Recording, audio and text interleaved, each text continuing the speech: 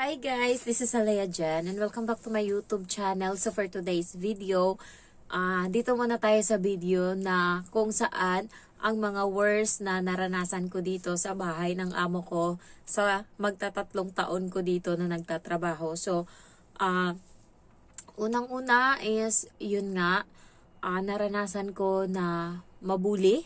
Hindi naman mabuli na pero yung wala akong pagkain, tapos yung plato ko is parang mga tatlong, nung bago pa lang ako nito ha, 1 linggo pa lang ako, mga 3 kutsara lang yung laman ng plato ko, tapos wala akong ulam. Yung amo ko kasi, alam ko na pag ayaw niyang ibigay yung pagkain, magtatanong siya sa'yo, sasabihin niya, gusto mo ba tong ulam? Ganon siya. Yung magtatanong siya, kaya alam ko kapag ayaw niya ibigay kasi magtatanong siya muna.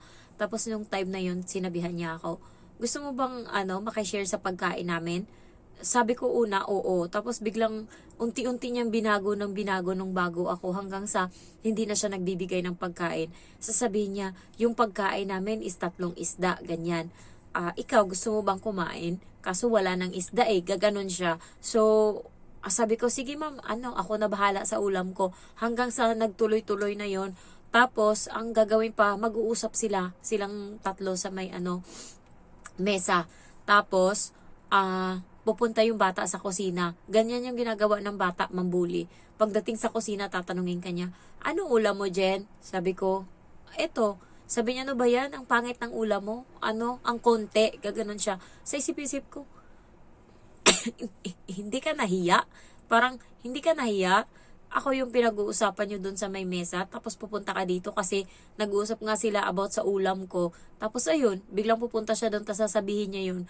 Mapipikon ka talaga. Yun yung mga ibang na nabubuli ako. Next is, yun nga, pagpunta namin sa restaurant, kaya isang beses lang ako sumama sa kanila kumain sa labas.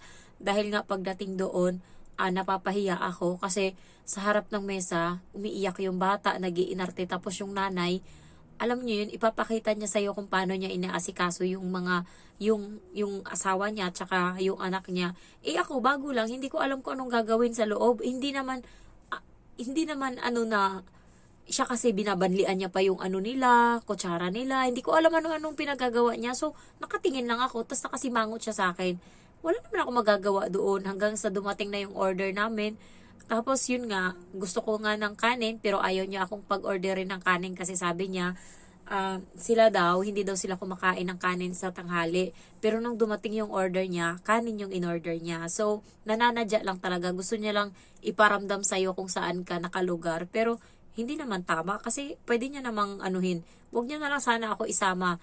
Kaya, hindi ko lang alam kung gagawin niya pa yun sa susunod na katulong na isasama niya. Kaya, nung minsan, inaya niya ako na, gusto mo ba sumama? Kakain sa labas. Sabi ko, hindi na. Magluluto na lang ako dito. Kahit noodles ang lutuin ko. Huwag lang akong sumama sa labas. Kasi nga, mabubuli lang talaga ako doon. Next na mga is yung papahirapan kanya. Kapag galit siya sa'yo, papahirapan kanya. Katulad ng galit siya sa akin. Ngayon, yung malalaking maleta, yung extra large talaga, yung pinakamalaking maleta sa lahat, pinadala niya sa akin doon sa, dito kami sa Shamshoy po pinadala sa Xiongwan, sa may Xiongwan, unahan pa ng Central, gamit lang yung bus, tas may mga laman pa yun sa loob, 2 maleta guys, hindi ako nagsisinungaling, promise, 2 maleta, pinaano niya sa akin, pinabitbit niya sa akin, grabe, as in, sabi nga ng matanda buti na kaya yan ang katulong mo bitbitin dito. Parang na-shock sila. Alam mo yung amo ko? Proud na proud. Oo, kaya, alam niyo yun? Hindi siya nag-iisip kung gaano kahirap. Tapos pagdating doon, hindi pa mismong pagbaba mo sa bus, yun na mismo yung lugar. Aakyat pa ako ng hagdan. Ay grabe yung pinagdaanan ko talaga, sa totoo lang. Ang daming pinagdaanan ko dito na ang nasa isip ko kasi, as long as hindi mo ako sasaktan, trabaho lang, walang problema kahit pagurin mo ako. Pero nakakapagod din guys. Kaya hindi nila deserve na magstay ako. Tapos ngayon, wala akong lycée Sabado na. So kahapon nagkita kami. Tagal namin nag-usap. Hindi niya talaga binigay. So hindi ko alam kung meron o wala. So wala na. Nananadya pa siya kahapon. Kasi iniisip niya, kaya ako Chinese New Year, di ba, 3 araw. So, hindi ako lumabas ng 3 araw. Lumabas lang ako kumain sa labas, tas babalik. Niisip niya siguro wala akong pera. So, nagsabi na ako sa kanya na Sabado, magpapacheck ako ng gamit kasi ipapa-storage ko. Tas kagabi, parang wala na sa plano ko na magpa-storage ba. Kasi nga, mag-high kami ng kaibigan ko. Bali, last high ko na yon. So, pinaalala niya sa akin. Sabi niya, ay, di ba nga magpapa-storage ka? So, sabi ko na lang sa kanya, sige, magpa-storage ako. Kaya ang ginawa ko, nagpa-storage ako, maaga ako gumising, tas dumiretso ako. From Central, dumiretso akong Chunwan kanina. So, ayun, iniisip niya siguro, wala akong pera, nananadya siya. So, kaya iniisip niya, hindi ako lumabas kasi wala akong pera nung Chinese New Year. So, kanina, sabi ko, sige, check mo yung gamit ko. Kasi pinapacheck ko yan sa kanya. Kagabi, chinek niya lahat, tapos nilagay ko doon sa labas. Ayun. Tapos, okay naman. Inisip niya siguro, inaantay niya tong red bucket niya para siguro makapagpa-storage siya. Parang ganun iniisip niya, kaya hindi niya binibigay. Wala akong pakialam sa'yo. Parang sa isip-isip, bahala ka dyan sa buhay mo. Sa'yo yun.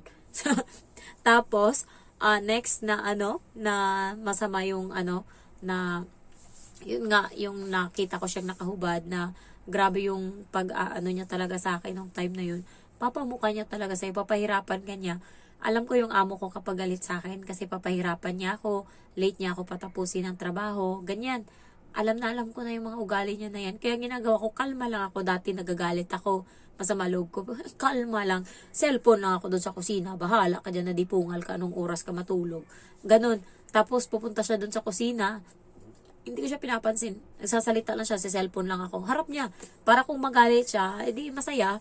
Kaso hindi pa siya talagang nagalit na sinaway niya ako kasi nagsiselfone ako. Hindi pa. Kahit nung sinubukan ko siya na matrigger sa akin, nung naghubad siya tapos nakahubad siya tapos nakita ko. Nakaharap siya sa akin, sabi niya, ito yung lulutuin bukas. Hindi ko siya tinitingnan. Nakaganto lang ako sa cellphone, no? Dito siya sa harap ko. Ganyan lang ako. Hindi ako nagsasalita. Ganyan lang. Salita lang siya dyan sa salita. Ako nagsiselfone dito. Yun yung pinakabastos ko na ugali sa kanya.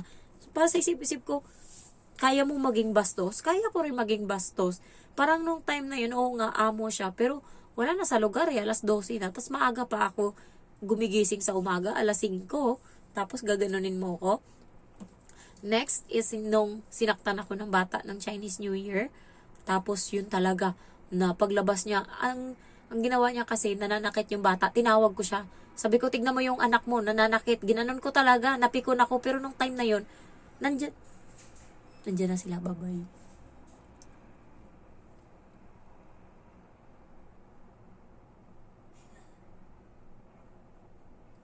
Patapusin ko lang ng 8.